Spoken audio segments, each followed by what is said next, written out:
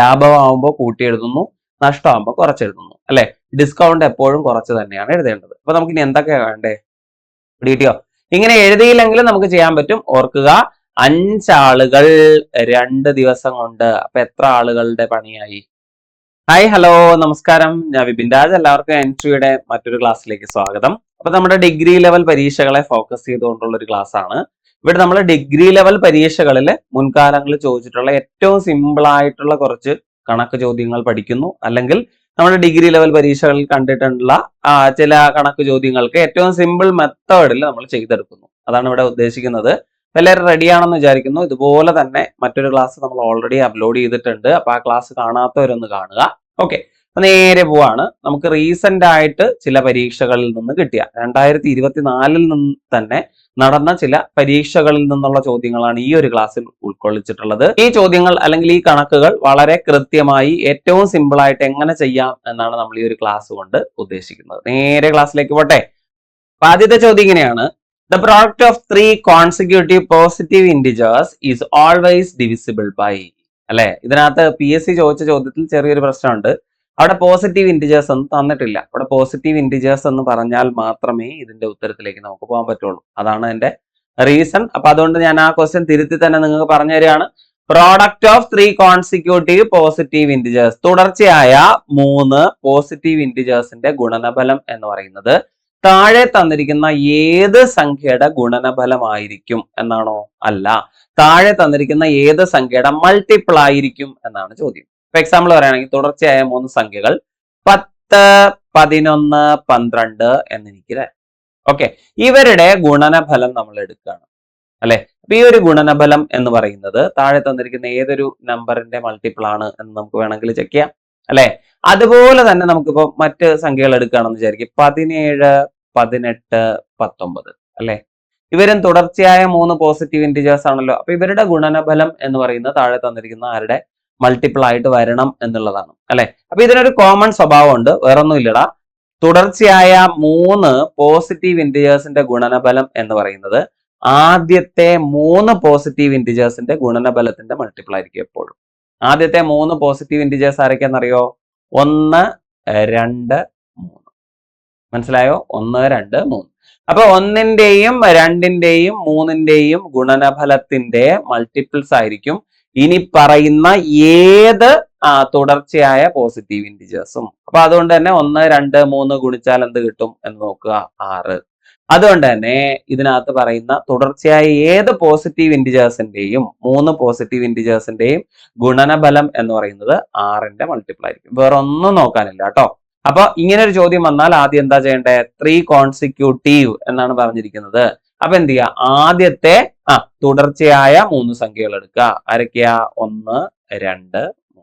അപ്പൊ ഈ 3 സംഖ്യകളെ ഗുണിച്ചാൽ എന്ത് കിട്ടും? 1, 2, 3 ഗുണിച്ചാൽ 6 കിട്ടും. അപ്പൊ നമ്മുടെ ആൻസർ ഏതാ?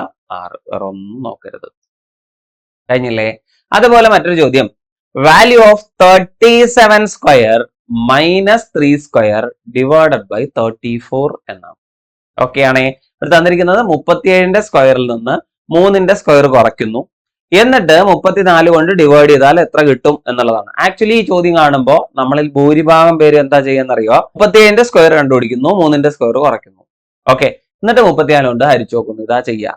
പകരം നമുക്ക് ഐഡന്റിറ്റീസ് എന്ന് പറഞ്ഞൊരു സംഗതി ഉണ്ട്, അറിയാലോ. അവിടെ എന്താ സംഭവം എന്ന് വെച്ചാൽ ഇങ്ങനെയാണ്: A square minus b square എന്ന് പറയുന്നത് എന്താടാ? അതെപ്പോഴും എ പ്ലസ് ബി ഇൻറ്റു അല്ലെ എ മൈനസ് ബി എന്നായിരിക്കും. ഓക്കെ, അതിവിടെ പറയാൻ എന്താണ് കാരണം എന്ന് ചോദിച്ചാൽ ദാ ഈ മോളിൽ കാണുന്നത് എന്ത് തന്നെയാണ്? A square minus b square structure തന്നെയാണ്. താഴെ വന്നിരിക്കുന്ന 34 ഏത് സ്ട്രക്ചർ ആണെന്ന് ആദ്യം ഐഡന്റിഫൈ ചെയ്യുക അല്ലെ. അപ്പൊ മുകളിലുള്ളത് a square minus b square ആണ്. അപ്പൊ താഴെയുള്ള 34 എന്ന് പറയുന്ന ആരാണെന്ന് ആദ്യം മനസ്സിലാക്കുക. 34 എന്ന് പറഞ്ഞാൽ ആരാ? 37 മൈനസ് 3 ആണ്. അതായത് എ മൈനസ് ബി സ്ട്രക്ചർ ആണ്. ശരിയല്ലേ? അപ്പൊ എ സ്ക്വയർ മൈനസ് ബി സ്ക്വയറിനെ ഏതുകൊണ്ട് ഡിവൈഡ് ചെയ്യുക എന്നുള്ളതാണ്? എ മൈനസ് ബി കൊണ്ട് ഡിവൈഡ് ചെയ്യുക എന്നുള്ളതാണ്. അപ്പൊ നിങ്ങൾ മനസ്സിലാക്കുക, 37ന്റെ സ്ക്വയറിൽ നിന്ന് 3ന്റെ സ്ക്വയർ അല്ലെ, 37ന്റെ സ്ക്വയറിൽ നിന്ന് 3ന്റെ സ്ക്വയർ നമ്മൾ എന്ത് ചെയ്യുന്നു? മൈനസ് ചെയ്യുന്നു. ഇതിന് താഴെ വന്നിരിക്കുന്ന 34 ആരാ? 37 - 3 അല്ലേ? ആണ്. അപ്പൊ 37 - 3 എന്ന് എടുക്കുക. അതായത് നിങ്ങൾ ആലോചിക്കുക, മുകളിലുള്ള a² - b² a - b കൊണ്ട് ഡിവൈഡ് ചെയ്താൽ നമുക്ക് കിട്ടുന്ന റിസൾട്ട് എന്തായാലും a+b ആയിരിക്കൂലേ? ആയിരിക്കും, ഉറപ്പാണ് അല്ലെ? അതായത് a+b × a-b ഏതുകൊണ്ട് ഡിവൈഡ് ചെയ്താൽ a-b കൊണ്ട് ഡിവൈഡ് ചെയ്താൽ നമുക്ക് a+b കിട്ടത്തുള്ളൂ. അപ്പൊ a+b എന്ന് വെച്ചാൽ ഇവിടെ ആരാണ്? അപ്പൊ a+b എന്ന് പറയുന്നത് എങ്ങനെ എഴുതാടാ? a എന്ന് വെച്ചാൽ 37 ആണ്, b എന്ന് പറഞ്ഞാൽ 3 ആണ്. അപ്പൊ 37നോട് എന്ത് ചെയ്യുക? 3 കൂട്ടി എഴുതുക. അപ്പൊ എത്ര കിട്ടും നമ്മുടെ ആൻസർ? 40. വേറെ ഒന്നും ചെയ്യാനില്ല, കണ്ടോ? അല്ലാതെ നമ്മൾ എന്ത് ചെയ്യാൻ നിൽക്കണ്ട, ഇത് സ്ക്വയർ ചെയ്യാനോ മൈനസ് ചെയ്യാനോ ഒന്നും നിൽക്കണ്ട. അപ്പൊ നിങ്ങൾ സിമ്പിൾ ആയിട്ട് ഇങ്ങനെ ആലോചിക്കുക, ഇത് a² - b² ആണ് അല്ലെ? ഇവിടെ താഴെയുള്ള 34 എന്ന് വെച്ചാൽ ആരാണ്? a-b ആണ്, ആണല്ലോ. അപ്പൊ നിങ്ങൾ ഇങ്ങനെ മാത്രം ഓർക്കുക, a² - b² ഏതുകൊണ്ട് ഡിവൈഡ് ചെയ്താൽ a-b കൊണ്ട് ഡിവൈഡ് ചെയ്താൽ നമുക്ക് കിട്ടുന്ന റിസൾട്ട് ഉറപ്പായിട്ട് a+b ആയിരിക്കും അല്ലെ? a+b ആയിരിക്കും. അപ്പൊ a എന്ന് പറയുന്നത് 37 ആണ്, b എന്ന് പറയുന്നത് 3 ആണ്. സോ നമ്മുടെ ആൻസർ എന്താന്ന് വെച്ചാൽ 37ഉം 3ഉം കൂടെ ചേർത്തിട്ട് 40 എന്ന് വായിക്കാം. ഇവിടുത്തെ ആൻസർ 40. സിമ്പിൾ. ഓക്കെ അല്ലേ? കുഴപ്പമില്ലല്ലോ, നല്ല ചോദ്യം അല്ലേ? അതുപോലെ മറ്റൊരു ചോദ്യത്തിലേക്ക് പോവാണ്. A salesman earns a profit of 25% after giving a discount of 25%. Find the ratio between the marked price and the cost price. നല്ല ചോദ്യം അല്ലേ? അല്ലെ? ചോദ്യം കാണുമ്പോൾ തന്നെ നമ്മൾ ആകെ ടെൻഷനായി പോകാൻ സാധ്യതയുണ്ട്. ഒരു ടെൻഷന്റെ ആവശ്യമില്ല. ഇങ്ങനെ ആലോചിക്കുക, എടാ ഇവിടെ ഒരു കച്ചവടക്കാരൻ 25% ലാഭം നേടുന്നുണ്ട് അല്ലെ? എപ്പോഴാണ്? ഡിസ്കൗണ്ട് നൽകിയ ശേഷം. എത്ര ശതമാനം? 25%. അപ്പൊ 25% ഡിസ്കൗണ്ട് നൽകിയിട്ടും അയാൾക്ക് എന്ത് കിട്ടുന്നുണ്ട്? 25% ലാഭം കിട്ടുന്നുണ്ട്. അങ്ങനെയാണെങ്കിൽ മാർക്കറ്റ് പ്രൈസും കോസ്റ്റ് പ്രൈസും തമ്മിലുള്ള അംശബന്ധമാണ് നമ്മളോട് ചോദിക്കുന്നത്. സിമ്പിൾ ആണ് പരിപാടി, കേട്ടോ. എടാ ഒരു കച്ചവടക്കാരൻ ഒരു സാധനം വാങ്ങുന്നത്, ആ വിലയെ നമ്മൾ കോസ്റ്റ് പ്രൈസ് എന്ന് പറയും അല്ലെ? ഓക്കെ, അയാൾക്ക് ഇവിടെ ലാഭം കിട്ടിയിട്ടുണ്ട്. എത്ര ശതമാനം? 25 ആണല്ലോ. അപ്പൊ ഈ കോസ്റ്റ് പ്രൈസിന്റെ എത്ര ഭാഗമാണ് അല്ലെങ്കിൽ എത്ര ശതമാനമാണ് നമ്മുടെ സെല്ലിംഗ് പ്രൈസ് എന്ന് നോക്കാം അല്ലെ? കോസ്റ്റ് പ്രൈസിന്റെ എത്ര ശതമാനമാണ്? 25% ലാഭം കൂടി ചേർത്തെടുത്താൽ കോസ്റ്റ് പ്രൈസ് പ്ലസ് 25%. അപ്പൊ നമുക്ക് എന്ത് പറയാം? കോസ്റ്റ് പ്രൈസിന്റെ 125% അയാളുടെ സെല്ലിംഗ് പ്രൈസ് എന്ന് പറയാം. കണ്ടോ? ഇതാണ് അയാള് വിറ്റ വില അല്ലെ? മാത്രമല്ല ഇയാൾ എന്ത് ചെയ്യുന്നുണ്ട്? ഒരു 25% ഡിസ്കൗണ്ട് അവിടെ കൊടുക്കുന്നുണ്ട്. അപ്പൊ ആക്ച്വലി ഡിസ്കൗണ്ട് കൊടുക്കുന്ന ഏത് വിലയിലാ? ഒന്ന് ആലോചിച്ച് നോക്കേ. ഒരാള് ഡിസ്കൗണ്ട് കൊടുക്കുന്നത് ഏത് വിലയിലാ? എപ്പോഴും കോസ്റ്റ് പ്രൈസിലാണോ? അല്ല, അത് മാർക്കറ്റ് പ്രൈസിലാ, പരസ്യ വിലയില അല്ലെ? അപ്പൊ പരസ്യ വിലയില് 25% ഡിസ്കൗണ്ട് കൊടുക്കുന്നു. അപ്പൊ പരസ്യ വിലയിൽ എത്ര ശതമാനം കുറയ്ക്കുന്നു? 25% കുറച്ചാൽ പിന്നെ വരുന്നത് പരസ്യ വിലയുടെ 75% അല്ലേ ഉള്ളൂ അല്ലെ? ഇതിനെ നമുക്ക് എന്ത് വിളിക്കാം? സെല്ലിംഗ് പ്രൈസ് എന്ന് വിളിക്കാം. അപ്പൊ കോസ്റ്റ് പ്രൈസിന്റെ 125% എന്ന് പറയുന്നത് മാർക്കറ്റ് പ്രൈസിന്റെ 75% തുല്യല്ലേ? കാരണം ഇത് രണ്ടും എന്താണ്? സെല്ലിംഗ് പ്രൈസ് ആണ്. ഇത് നമ്മുടെ മനസ്സിലുണ്ടെങ്കിൽ ഈ ചോദ്യം ഒരു ബുദ്ധിമുട്ടേ അല്ല അല്ലെ? അപ്പൊ ആക്ച്വലി നമുക്ക് ഇത് എങ്ങനെ എടുത്തെഴുതാൻ പറ്റും? കോസ്റ്റ് പ്രൈസിന്റെ എത്ര ശതമാനം? 125% എന്ന് പറയുന്നത് ആരുടെ? മാർക്കറ്റ് പ്രൈസിന്റെ എത്ര ശതമാനമാണ്? 75% ആണല്ലോ. ഇവിടെ നമുക്ക് വേണ്ടത് മാർക്കറ്റ് പ്രൈസും കോസ്റ്റ് പ്രൈസും തമ്മിലുള്ള അംശബന്ധം അല്ലേ? അപ്പൊ എങ്ങനെയാണ് കണക്കാക്കേണ്ടതെന്ന് വെച്ചാൽ market price divided by cost price എന്ന് എഴുതുക. അതായത് ഈ മാർക്കറ്റ് പ്രൈസിനെ കോസ്റ്റ് പ്രൈസ് കൊണ്ട് ഡിവൈഡ് ചെയ്ത് എഴുതുക. ഓക്കെ ആണോ? ആണ്. ഓക്കെ. അപ്പൊ അങ്ങനെ ഡിവൈഡ് ചെയ്ത് എഴുതി കഴിഞ്ഞാൽ മാർക്കറ്റ് പ്രൈസിനെ കോസ്റ്റ് പ്രൈസ് കൊണ്ട് ഡിവൈഡ് ചെയ്താൽ നമുക്ക് അവശേഷിക്കുന്ന 125ഉം ഉണ്ടോ? ഇവിടെ ഒരു 75ലെ 75ഉം ഈ സ്ട്രക്ചറിൽ എഴുതാൻ പാടില്ലേ അല്ലെ? അപ്പൊ ഈ 125നെയും 75നെയും നമുക്ക് 25 കൊണ്ട് ക്യാൻസൽ ചെയ്യാം. അപ്പൊ എത്ര കിട്ടിയടാ? 5/3 എന്ന് കിട്ടിയില്ലേ? അപ്പൊ അതുകൊണ്ട് തന്നെ മാർക്കറ്റ് പ്രൈസും കോസ്റ്റ് പ്രൈസും തമ്മിലുള്ള അംശബന്ധം എന്ത് എന്ന ചോദ്യത്തിന് 5/3 ആണല്ലോ. നമ്മൾ പഠിച്ചിട്ടുണ്ട്, ഒരു ഭിന്നസംഖ്യയുടെ അംശവും ഛേദവും ഉപയോഗിച്ചുകൊണ്ട് നമുക്ക് അംശബന്ധം എങ്ങനെ എഴുതാം? അംശം ആദ്യം എഴുതുക, ഛേദം രണ്ടാമത് എഴുതുക. ഇവിടെ 5:3 എന്ന് എഴുതാൻ പറ്റും. കണ്ടോ? അതാണ് ഇവിടുത്തെ ആൻസർ. 5:3. തെറ്റിപ്പോകരുത്. കഴിഞ്ഞു, ഇത്രേ ഉള്ളൂ കേട്ടോ. അപ്പൊ ഇതിന് അധികം റിസ്ക് എടുക്കേണ്ട കാര്യമില്ല. നിങ്ങൾ ഇങ്ങനെ ആലോചിക്കുക, ഒരാൾക്ക് 25% പ്രോഫിറ്റ് കിട്ടി. അത് ഏതിന് തുല്യമാണ്? ഡിസ്കൗണ്ട് 25% കൊടുക്കുന്നതിന് തുല്യമാണ് അല്ലെ? ഇത് രണ്ടും എന്താണ്? സെല്ലിംഗ് പ്രൈസ് ആണ്. ആണല്ലോ. അപ്പൊ നമ്മൾ ഇങ്ങനെ സിമ്പിൾ ആയിട്ട് എഴുതുക. അപ്പൊ നമ്മുടെ കയ്യിലുള്ളത് മാർക്കഡ് പ്രൈസ് അറിയാം. അപ്പൊ തൽക്കാലം നമുക്ക് മാർക്കറ്റ് പ്രൈസ് അറിയില്ല. അപ്പൊ മാർക്കറ്റ് പ്രൈസ് അറിയാം, അതിനെ മാർക്കറ്റ് പ്രൈസ് എന്നുള്ള രീതിയിൽ തന്നെ എഴുതി വെക്കുക. അതിൽ എത്ര ഡിസ്കൗണ്ട് കൊടുത്തിട്ടുണ്ട്? 25% ഡിസ്കൗണ്ട് കൊടുത്തിട്ടുണ്ട്. അപ്പൊ നമ്മൾ എന്ത് ചെയ്യുക? എന്റെ സെല്ലിംഗ് പ്രൈസിനെ മാർക്കറ്റ് പ്രൈസിന്റെ 75% എന്ന് എടുക്കുക. ഇത് ആർക്ക് തുല്യമാണ്? അയാൾക്ക് കിട്ടിയ 25% ലാഭം കൂടി ഉൾപ്പെടുന്ന സെല്ലിംഗ് പ്രൈസിന് തുല്യമാണ്. അപ്പൊ അതുകൊണ്ട് തന്നെ നമുക്ക് അതെങ്ങനെ എഴുതാം? കോസ്റ്റ് പ്രൈസ് ഇൻറ്റു ലാഭം കൂടി ചേരുമ്പോൾ അത് 125 ആവുമല്ലോ. ലാഭമാകുമ്പോൾ കൂട്ടി എഴുതുന്നു, നഷ്ടമാകുമ്പോൾ കുറച്ചെഴുതുന്നു, അല്ലെ? ഡിസ്കൗണ്ട് എപ്പോഴും കുറച്ച് തന്നെയാണ് എഴുതേണ്ടത്. അപ്പൊ നമുക്ക് ഇനി എന്തൊക്കെയാ വേണ്ടേ? മാർക്കറ്റ് പ്രൈസും ഇവിടുത്തെ കോസ്റ്റ് പ്രൈസും തമ്മിലുള്ള അംശബന്ധം വേണ്ടേ, അല്ലെ? അപ്പൊ അംശബന്ധം കണ്ടെത്താൻ നമ്മൾ എന്താ ചെയ്യുന്നതെന്ന് വെച്ചാൽ market price divided by cost price എന്നെടുക്കും, അല്ലെ? Market price divided by cost price equal to 125 divided by 75. ഇങ്ങനെ എഴുതാൻ ബുദ്ധിമുട്ടുണ്ടോ? ഇല്ല. 125നെയും 75നെയും ഒന്ന് സിംപ്ലിഫൈ ചെയ്തോളൂ. അപ്പൊ എത്ര കിട്ടും? 5/3. അപ്പൊ അതുകൊണ്ട് തന്നെ മാർക്കറ്റ് പ്രൈസ്, കോസ്റ്റ് പ്രൈസ് ഇവർ തമ്മിലുള്ള അംശബന്ധത്തെ നമുക്ക് എന്ത് വിളിക്കാം? 5:3 എന്ന് വിളിക്കാം. 5:3. തെറ്റുവോ?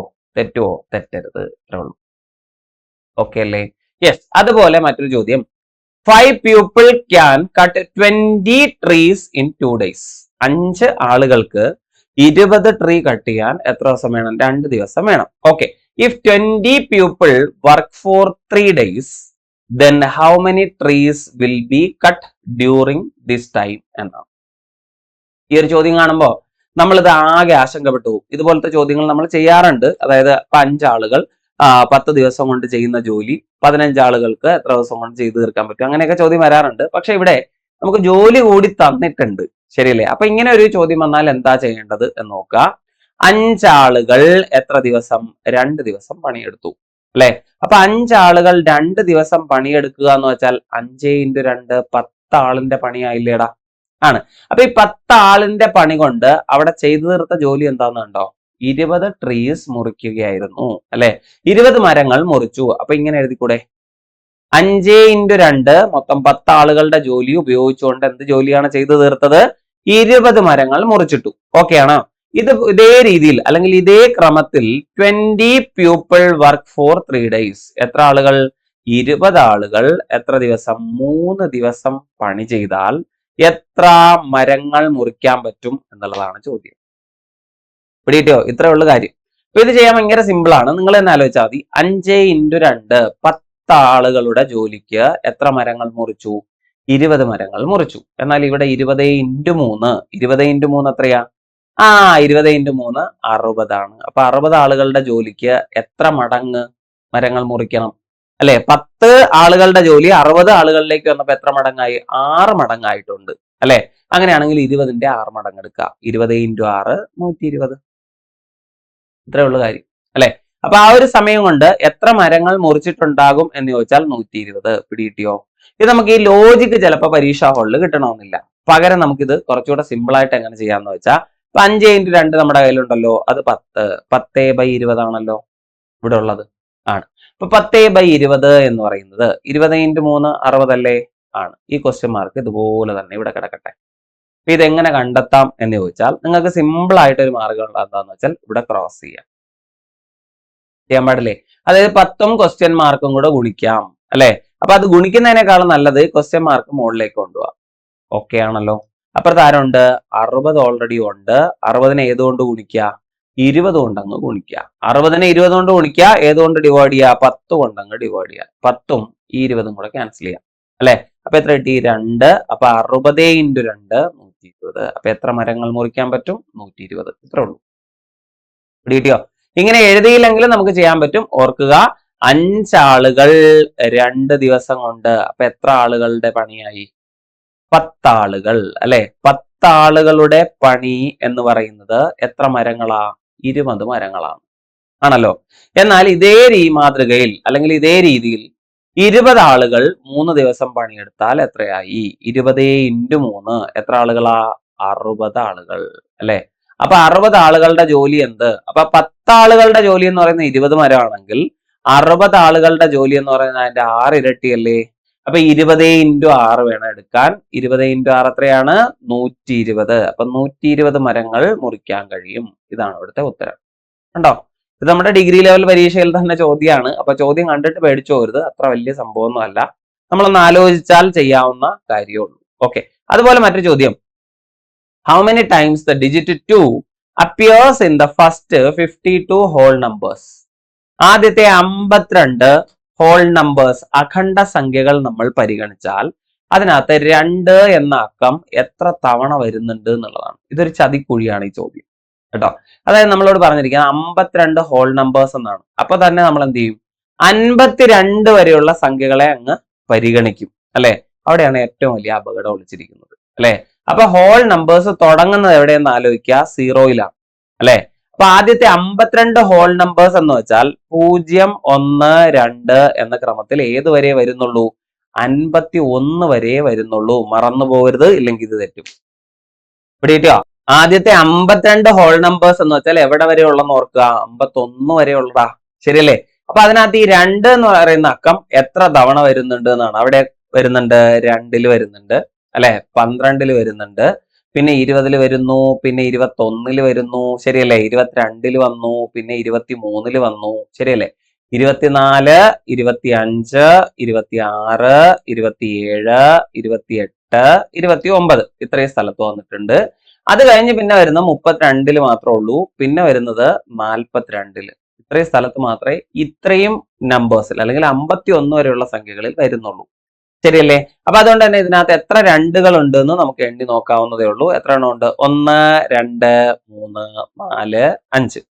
പിന്നെ ഇവിടെ ഒരെണ്ണം കൂടെ ഉണ്ട്, 6, 7, 8, 9, 10, 11, 12, 13, 14, 15. എത്ര എണ്ണം ഉണ്ട്? 15 എണ്ണം കേട്ടോ. ഇതിനകത്ത് തന്നെ 16 എന്ന് പറയുന്ന നമ്പർ തന്നിരിക്കുന്നത് എന്തിനാണെന്നറിയോ?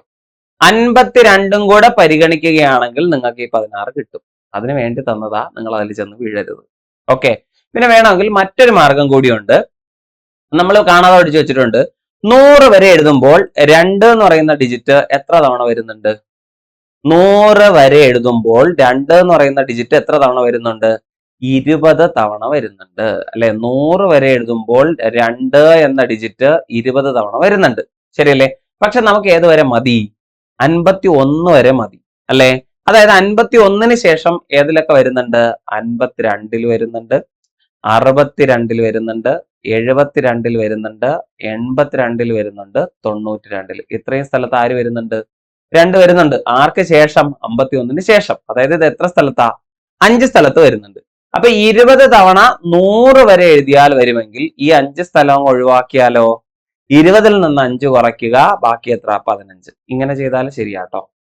ഒന്നുകിൽ 2 മുതൽ മുകളിലേക്കുള്ള എല്ലാ സംഖ്യകളും എഴുതി നോക്കുക, അല്ലെങ്കിൽ മൊത്തം 100 വരെ എത്ര എണ്ണം ഉണ്ട് എന്ന് നോക്കിയിട്ട് അതിൽ നിന്ന് ഒഴിവാക്കേണ്ട ആൾക്കാരെ കളയുക. പക്ഷെ ഇവിടെ ഹൈലൈറ്റഡ് ആയിട്ടുള്ള കാര്യം എന്താന്ന് വെച്ചാൽ 52 ഹോൾ നമ്പേഴ്സ് ഏത് വരെ ഉള്ളൂ എന്ന് ഓർക്കുക? 51 വരെ ഉള്ളൂ, 52 വരുന്നില്ല എന്ന് ഓർക്കുക. അതാണ് ഇവിടുത്തെ പ്രധാനപ്പെട്ട കാര്യം. ഉറപ്പിച്ചോണേ. ശരി, അടുത്തൊരു ചോദ്യം. X is 125% of y. X plus y equal to 90. Then the value of 2x minus 2y is equal to. ചോദ്യം കാണുമ്പോൾ ഒരു ഭീകര അന്തരീക്ഷം ഉണ്ടല്ലേ. എക്സ് എന്ന് പറയുന്ന സംഖ്യ എന്താണ്? വൈയുടെ 125% എന്ന് തന്നിരിക്കുകയാണ് അല്ലെ. അപ്പൊ എക്സ് എന്ന സംഖ്യ ആരുടെ? വൈയുടെ 125% അല്ലെ. അപ്പൊ നമുക്ക് ഇതിനെ എങ്ങനെ എഴുതാം? X equal to y into 125/100 എന്ന് എഴുതി കൂടെ? ഓക്കെ ആണല്ലോ. അപ്പൊ എക്സ് എന്ന് പറയുന്നത് എന്താണ്? വൈയുടെ 125%. അപ്പൊ നമുക്ക് ഇങ്ങനെ എഴുതാം, x equal to y into 125/100. Set ആണോ? ഇതുവരെ എഴുതിയ കാര്യം ക്ലിയർ ആണോ മക്കളെ? എല്ലാവരും നോക്കിക്കോ. അപ്പൊ എക്സ് എന്ന് പറയുന്ന സംഖ്യ വൈയുടെ 125% എഴുതിയല്ലോ. ഈ 125നെയും 100നെയും കൂടെ ഞാനൊന്ന് സിംപ്ലിഫൈ ചെയ്യാം. ഓക്കെ, അപ്പൊ നമുക്ക് എന്ത് കിട്ടും? 5/4 എന്ന് കിട്ടും.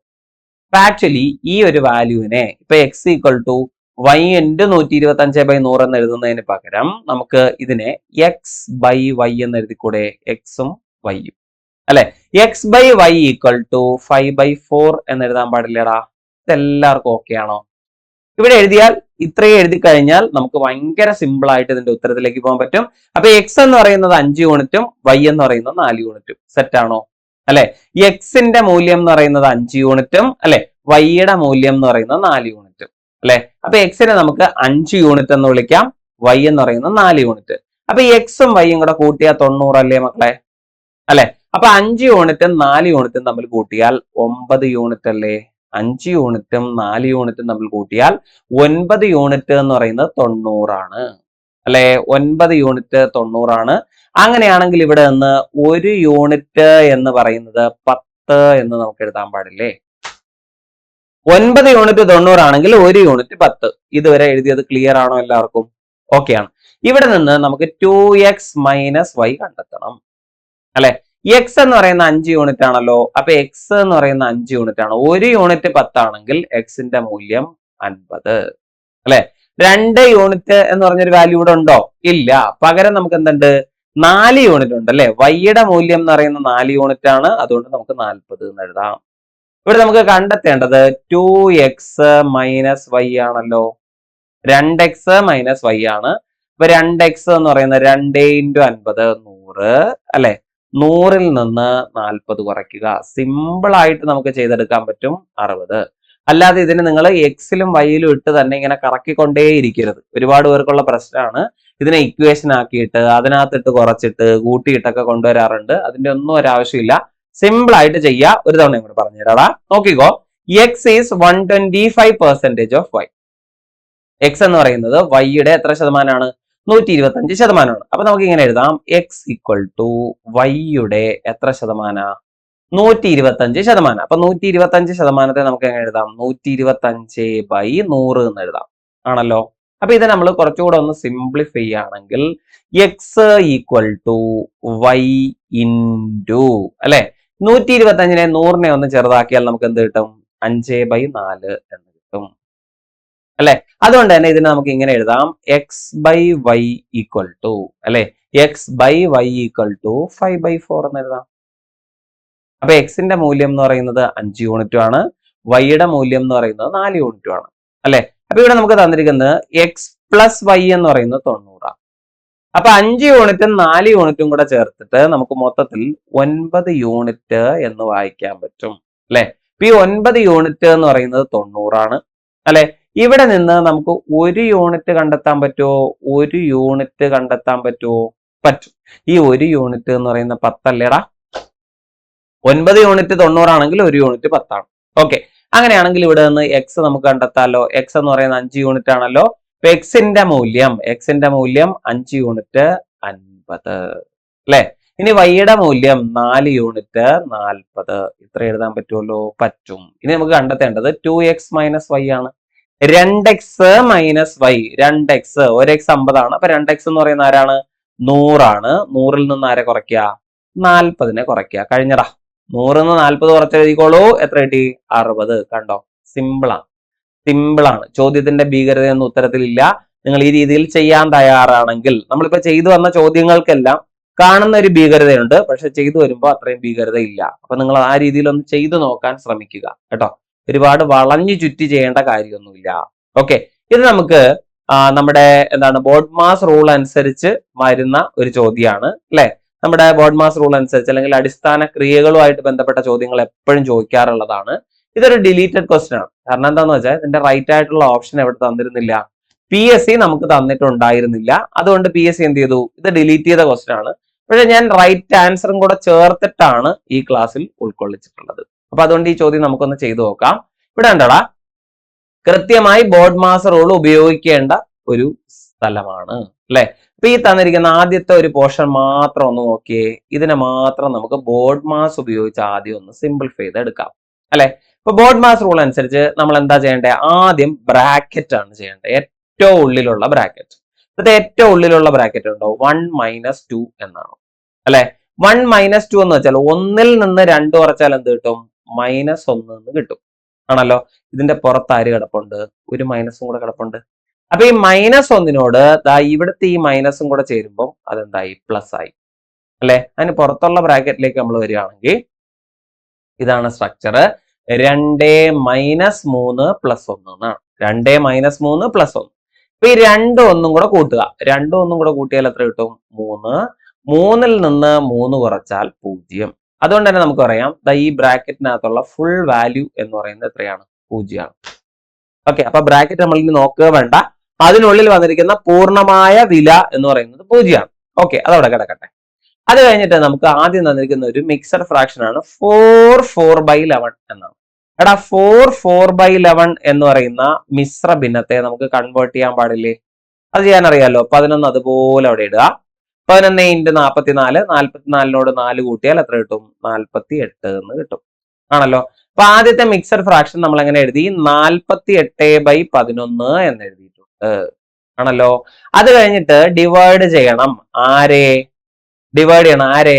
16/11 കൊണ്ട് 48/11 ഡിവൈഡ് ചെയ്യണം. അതിന് പകരം ഞാൻ ഇൻറ്റു ചെയ്യാണ്. ഇൻറ്റു 11/16. ഇവിടുത്തെ ഈ 11ഉം ഈ 11ഉം കൂടെ ക്യാൻസൽ ആയി. 48നെ 16 കൊണ്ട് ഡിവൈഡ് ചെയ്താൽ നമുക്ക് കിട്ടുന്ന മൂല്യം 3 ആണ്. അപ്പൊ ആക്ച്വലി നമ്മളിപ്പോ ഈ ബോഡ്മാസ് റൂൾ അനുസരിച്ച് ആ ഒരു ശ്രേണി അല്ലെങ്കിൽ ആ തന്നിരിക്കുന്ന മുഴുവൻ ഓപ്പറേഷൻസ് ചെയ്തു കഴിഞ്ഞപ്പോൾ നമുക്ക് കിട്ടിയ റിസൾട്ട് എന്ന് പറയുന്നത് 3 ആണ്. അടുത്ത നമ്മളോട് ചോദ്യം ഇങ്ങനെയാണ്: 3നോട് എക്സ് കൂട്ടിയാൽ 0 കിട്ടുന്നു, എക്സിന്റെ മൂല്യം എത്ര?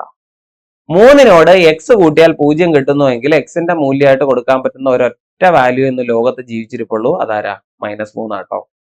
-3. നല്ല ചോദ്യമാണ്. ഓക്കെ, എല്ലാവരും ഒന്ന് ട്രൈ ചെയ്ത് നോക്കണേ. നല്ല ചോദ്യമാണ്. ഈ ഒരു ചോദ്യം നമ്മൾ ബോഡ്മാസ് റൂൾ കൃത്യമായി ഫോളോ ചെയ്ത് ചെയ്യുക. ആദ്യം നമ്മൾ ബ്രാക്കറ്റിന്റെ ഉള്ളിലുള്ളതാണ് ചെയ്യുന്നത്. ആദ്യം 1ൽ നിന്ന് 2 കുറച്ചപ്പോൾ നമുക്ക് എന്ത് കിട്ടി? -1 കിട്ടിയിരുന്നു. ഈ -1നെയും ഈ മൈനസിനെയും കൂടെ ചേർത്തപ്പോൾ അത് +1 ആയിട്ടുണ്ടായിരുന്നു. ഈ 2ഉം ഈ +1ഉം കൂടെ ചേർന്നപ്പോൾ 3 കിട്ടിയായിരുന്നു. 3ൽ നിന്ന് 3 പോയപ്പോൾ ഇവിടുത്തെ റിസൾട്ട് 0. അതായത് ഈ ടോട്ടൽ ബ്രാക്കറ്റിന്റെ റിസൾട്ട് എന്ന് പറയുന്ന 0 ആണ്. അതുകൊണ്ട് അതിനെ നമ്മൾ മൈൻഡ് ചെയ്യേണ്ട. അത് കൂട്ടിയിട്ടും കുറച്ചിട്ടും ഒന്നും ഒരു കാര്യമില്ല, വിട്ടു. ഇനി അടുത്ത് നമുക്ക് വേണ്ടത് 4/11ഉം 16/11ഉം തമ്മിൽ ഡിവൈഡ് ചെയ്യണം. 4/11 എന്ന് വെച്ചാൽ എന്താണ്? 48/11. അതിനെ 16/11 കൊണ്ട് ഡിവൈഡ് ചെയ്യുന്നതിന് പകരം ഇൻറ്റു 11/16 കൊടുത്താൽ മതി. അപ്പൊ ഈ 11ഉം ക്യാൻസൽ ചെയ്യുന്നു. 48നെ 16 കൊണ്ട് ഡിവൈഡ് ചെയ്തപ്പോൾ നമുക്ക് 3 കിട്ടി അല്ലെ? ഇത്രേ ഉള്ളൂ. സിമ്പിൾ ആയിട്ട് 3നോട് എക്സ് കൂട്ടിയാൽ 0 കിട്ടണം എന്നാണ് ചോദ്യത്തിൽ പറഞ്ഞിരിക്കുന്നത്. അങ്ങനെയാണെങ്കിൽ എക്സിന്റെ മൂല്യം എന്ന് പറയുന്നത് ഉറപ്പായിട്ടും -3 ആയിരിക്കണം. തെറ്റിപ്പോകരുത്. എക്സിന്റെ മൂല്യം -3. തെറ്റുവോ? തെറ്റരുത് കേട്ടോ. അതുപോലെ മറ്റൊരു ചോദ്യമാണ്. ഇത് 2022 ഒരു പരീക്ഷയിൽ നിന്ന് കിട്ടിയ ക്വസ്റ്റ്യൻ ആണ്. ഇത് ശരിക്കും ഒരു ജോമെട്രി ടൈപ്പ് ക്വസ്റ്റ്യൻ ആണ്. ഈ ചോദ്യം കണ്ടിട്ട് നിങ്ങൾ പേടിച്ചു പോരുത്, കാര്യമൊന്നുമില്ല. The area of a giant pizza slice, പിസ്സയുടെ ഒരു കഷ്ണം, making an angle 60 degree is 77/3 centimetre square. What is the radius of the pizza slice എന്നാണ്. അപ്പൊ പിസ്സയുടെ സ്ലൈസ് എങ്ങനെ ഇരിക്കും എന്ന് നമുക്ക് എല്ലാവർക്കും അറിയാം. ഇതാണ് അതിന്റെ ഒരു ഷേപ്പ് അല്ലെ? പിസ്സ എന്ന് പറയുന്ന ഒരു സർക്കിൾ ആയിരിക്കും. അതിൽ നിന്ന് നമ്മൾ കട്ട് ചെയ്തെടുക്കുന്ന സ്ലൈസ് ആണ് ഈ കാണുന്നത്. ഇവിടെ ഞാൻ മാർക്ക് ചെയ്തിരിക്കുന്നത്. അപ്പൊ ആ സ്ലൈസിന്റെ സെൻട്രൽ ആംഗിൾ, കേന്ദ്രകോൺ എന്ന് പറയുന്നത് 60 ഡിഗ്രി എന്നാണ് ചോദ്യത്തിൽ തന്നിരിക്കുന്നത് അല്ലെ? ഇതിന്റെ ഏരിയയും തന്നിട്ടുണ്ട്. പരപ്പളവ് എന്താണെന്ന് അറിയാവോ? 77/3 എന്നാണ്. 77/3 എന്ന് തന്നിട്ടുണ്ട്.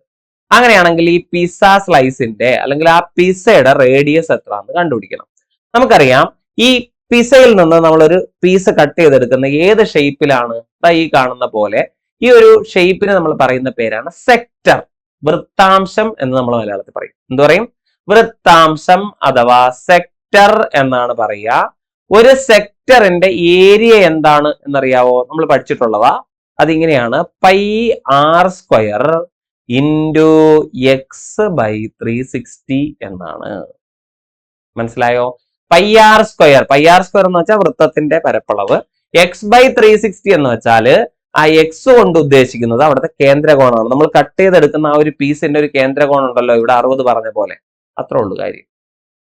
അപ്പൊ ഈ ചോദ്യത്തിന്റെ ഉത്തരത്തിലേക്ക് നമ്മൾ പോവാണ്. ഇവിടെ ഈ ഒരു സെക്ടറിന്റെ അല്ലെങ്കിൽ സ്ലൈസിന്റെ ഏരിയ അത്രയെന്ന് തന്നിട്ടുണ്ട്, 77/3 എന്ന് തന്നിട്ടുണ്ട്. നമുക്ക് ഇവിടെ എന്ത് കണ്ടുപിടിക്കണം? റേഡിയസ് കണ്ടുപിടിക്കണം.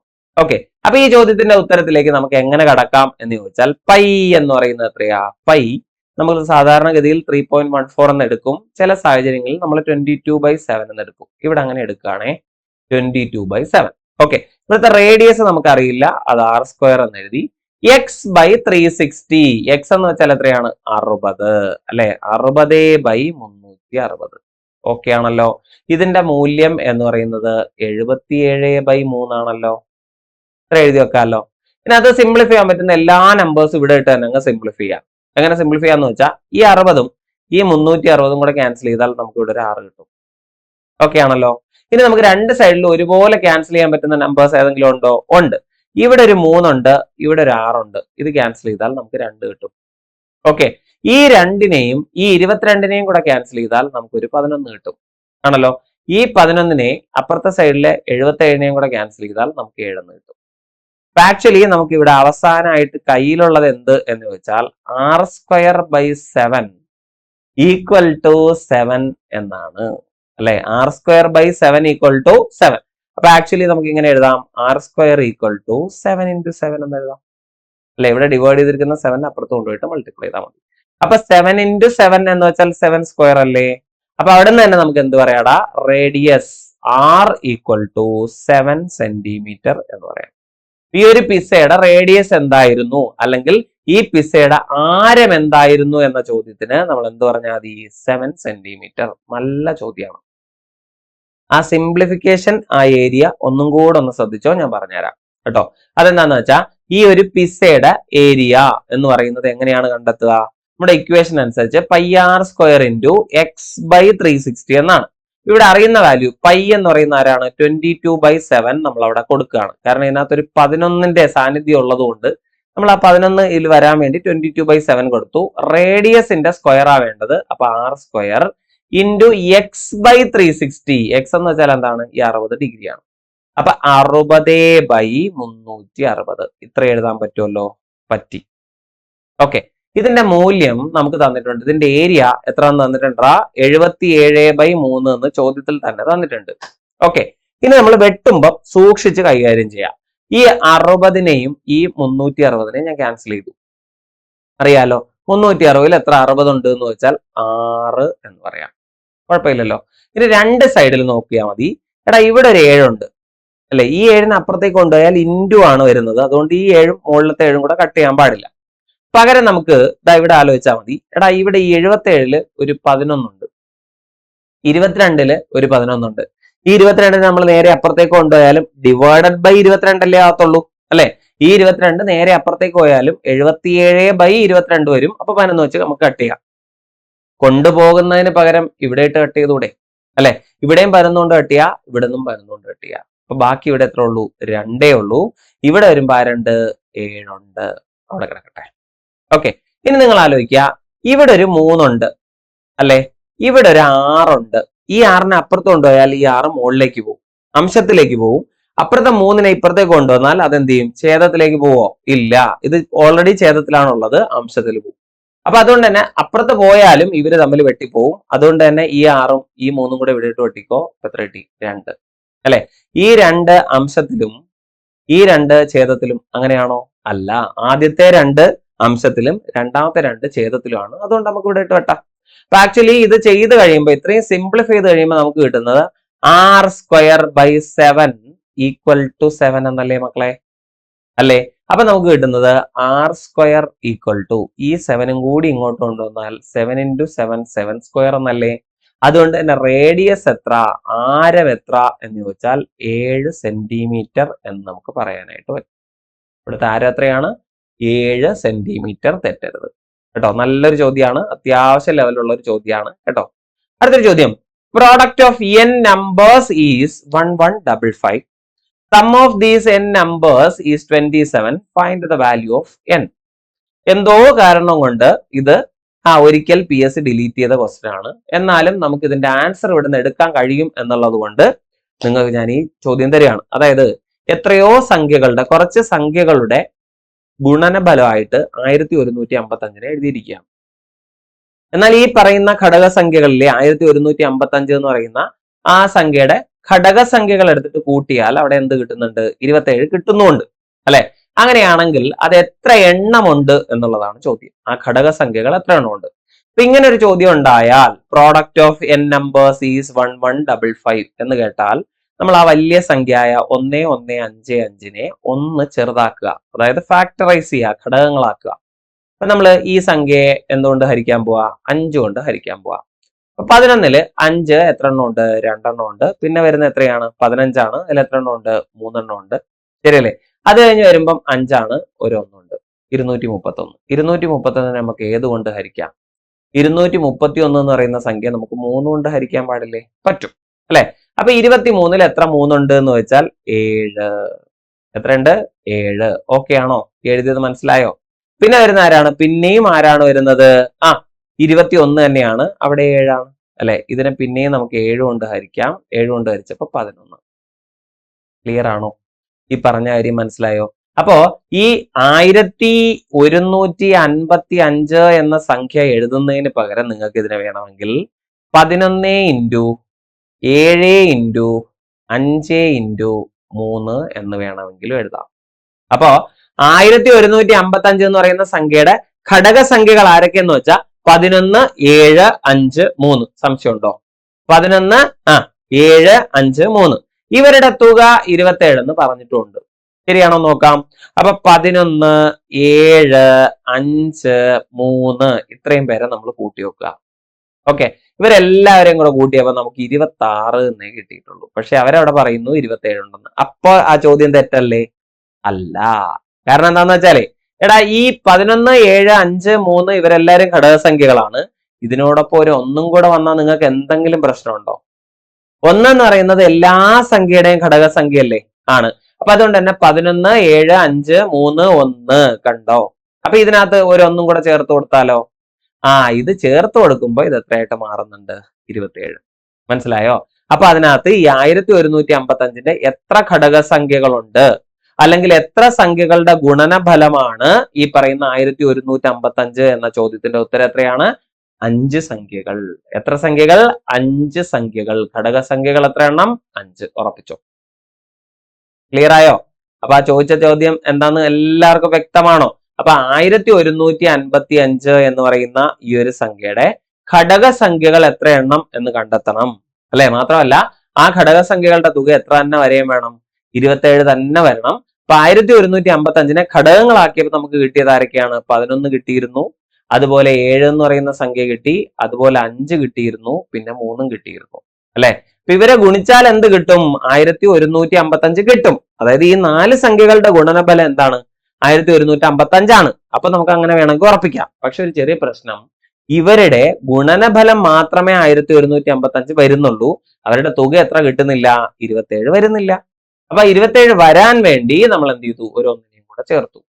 ഈ 1നെയും കൂടെ അവിടെ ഗുണിച്ചു എന്ന് പറഞ്ഞിട്ട് 1155 മാറുമോ? ഇല്ല.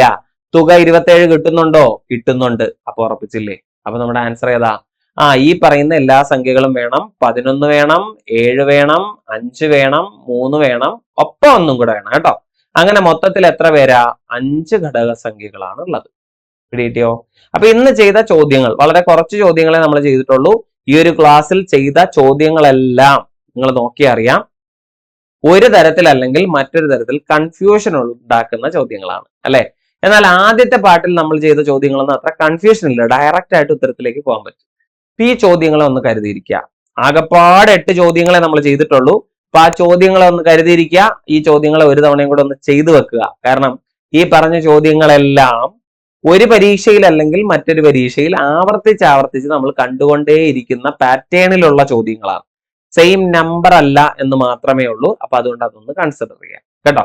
മാത്രമല്ല അടുത്ത വർഷത്തേക്ക് 2025 നമ്മൾ പ്രതീക്ഷിക്കുന്ന എല്ലാ പരീക്ഷകൾക്കും വേണ്ടിയിട്ടുള്ള കോഴ്സസ് ഓൾറെഡി എൻട്രി ആപ്പിൽ സ്റ്റാർട്ട് ചെയ്തിട്ടുണ്ട്.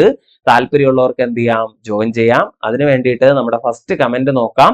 അതിന് എൻക്വയറി ചെയ്യാനുള്ള കോൺടാക്ട് നമ്പർ, നിങ്ങൾക്ക് എൻറോൾ ചെയ്യാനുള്ള ലിങ്ക്, അതുപോലെയുള്ള ഫോമിന്റെ ലിങ്കാണ് തന്നിരിക്കുന്നത് കേട്ടോ. ഫോമിനകത്ത് കയറിയിട്ട് ഡീറ്റെയിൽസ് ഫില്ല് ചെയ്യുക. നിങ്ങൾക്ക് തന്നെ ഇങ്ങോട്ടേക്ക് കോൾ വരുന്നതായിരിക്കും. അല്ലാന്നുണ്ടെങ്കിൽ അതിൽ കാണുന്ന നമ്പറിലേക്ക് വിളിച്ചു ചോദിച്ചിട്ട് നിങ്ങൾക്ക് എന്ത് ചെയ്യാൻ പറ്റും? കോഴ്സസിലേക്ക് ജോയിൻ ചെയ്യാൻ പറ്റും. താല്പര്യമുള്ളവർക്ക് നേരത്തെ പഠിച്ചു തുടങ്ങാം. പെട്ടെന്ന് തന്നെ പരീക്ഷകൾ നടക്കുന്നുണ്ട്. ഇപ്പോ വേഗം പരീക്ഷകൾ നടക്കുന്നു. അതുകൊണ്ട് തന്നെ നമ്മൾ വേഗം പഠിച്ചു തീർക്കേണ്ടതുണ്ട്. എത്രയും പെട്ടെന്ന് പോരെ. അപ്പൊ ഈ ഒരു ക്ലാസ്സിൽ പറഞ്ഞ മുഴുവൻ കാര്യങ്ങളും വ്യക്തമാണെന്ന് വിചാരിക്കുന്നു. അപ്പൊ ഈ ചോദ്യങ്ങളിൽ ഓരോ ചോദ്യത്തിലും അതിൻ്റെതായിട്ടുള്ള കൺഫ്യൂഷൻസ് ഇരിപ്പുണ്ട്. അപ്പൊ അതൊന്ന് ഐഡന്റിഫൈ ചെയ്ത് കൃത്യമായി പഠിച്ചു വെക്കുക. അപ്പൊ മറ്റൊരു ക്ലാസ്സിൽ വീണ്ടും കാണാം. Thank you so much.